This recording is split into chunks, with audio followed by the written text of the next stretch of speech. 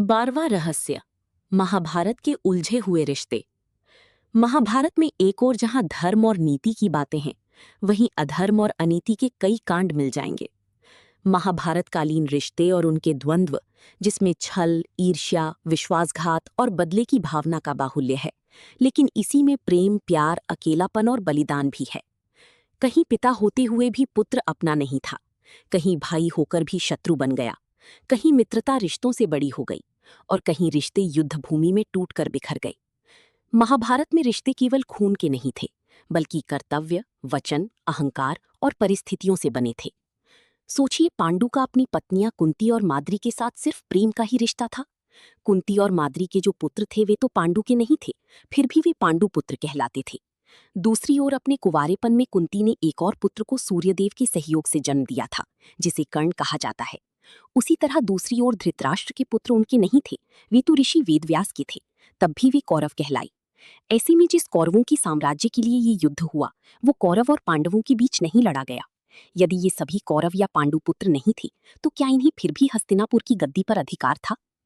कहते हैं कि गांधारी ने धृतराष्ट्र से मजबूरीवश विवाह किया था। इसका कारण भीष्म थे।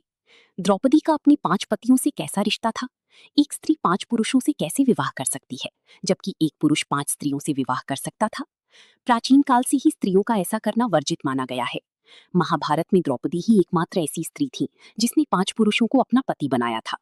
पांचों पांडवों द्वारा इनसे जन्मे 5 पुत्र क्रमशः प्रतिविंध्य, सुतसोम, श्रुतकीर्ति, शतानीक व श्रुतकर्मा उप पांडव नाम से विख्यात थी।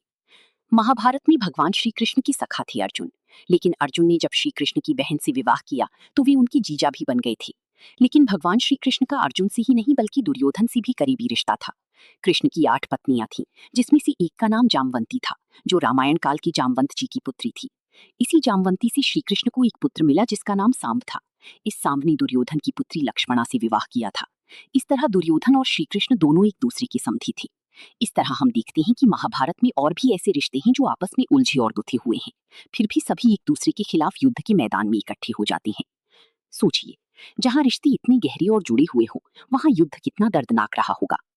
महाभारत हमें सिखाती है कि रिश्ते केवल जन्म से नहीं बनते, बल्कि कर्म, विश्वास और परिस्थितियां उन्हें दिशा देती हैं। और यही है महाभारत का 12वां रहस्य, उलझे हुए रिश्तों का ऐसा जाल, जहां अपना भी पराया बन गया और पराया भी सबसे करीबी। जय श्री कृष्णा।